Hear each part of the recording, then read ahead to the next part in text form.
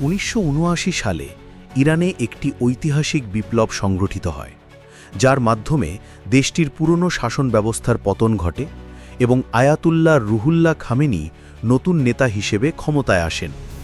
তৎকালীন পাহলভি রাজবংশ, বিশেষ করে শাহ মোহাম্মদ রেজা পাহলভির শাসনে ইরানের সাধারণ জনগণ গভীর অসন্তুষ্ট ছিল। অনেকেই শাহকে নিষ্ঠুর ও দুর্নীতিগ্রস্ত শাসক হিসেবে দেখতেন। তার শাসনামলে পশ্চিমা সংস্কৃতির প্রভাব এতটাই বেড়ে গিয়েছিল যে দেশের বহু মানুষ তাদের ঐতিহ্য ও ধর্ম রক্ষায় উদ্বিগ্ন হয়ে পড়েছিলেন। এই পরিস্থিতিতে আবির্ভূত হন আয়াতুল্লাহ রুহুল্লাহ খামেনি, যিনি ছিলেন একজন শ্রদ্ধেয় ধর্মীয় নেতা। তিনি শাহের পশ্চিমা আধুনিকীকরণের ধারার তীব্র বিরোধিতা করতেন এবং ইসলামী শাসন ব্যবস্থা প্রতিষ্ঠার আহ্বান জানিয়েছিলেন।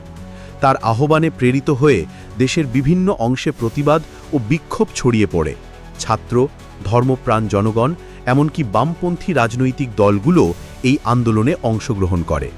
পরিবর্তনের চূড়ান্ত মুহূর্ত আসে 1979 সালের প্রথম দিকে, যখন চিকিৎসার জন্য শাহ ইরান ত্যাগ করেন। এতে ক্ষমতার শূন্যতা তৈরি হয়। এই সুযোগে খামেনি সাহসিকতার সঙ্গে দেশে ফিরে আসেন। দ্রুতই তিনি ব্যাপক জনসমর্থন লাভ করেন এবং 1 এপ্রিল আনুষ্ঠানিকভাবে ইরানের নতুন নেতা হিসেবে অধিষ্ঠিত হন। একই দিনে ইরানকে একটি ইসলামী প্রজাতন্ত্র হিসেবে ঘোষণা করা হয়।